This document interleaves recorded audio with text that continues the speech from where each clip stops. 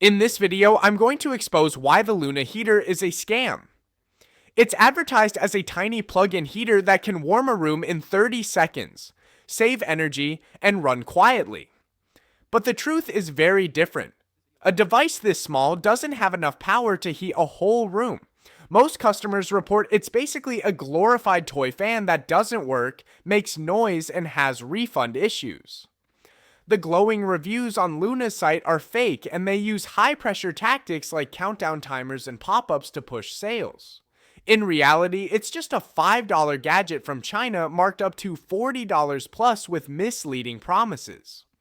Verdict: Luna heater isn't powerful, energy-saving, or worth your money.